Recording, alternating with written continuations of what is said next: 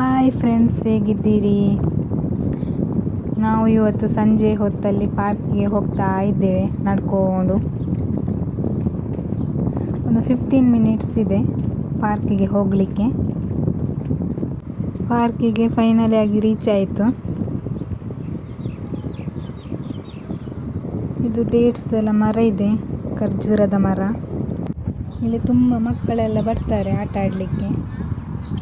ಅವರೆಲ್ಲ ಆಟ ಆಡುವಾಗ ತುಂಬ ಖುಷಿ ಆಗ್ತದೆ ನೋಡಲಿಕ್ಕೆಲ್ಲ.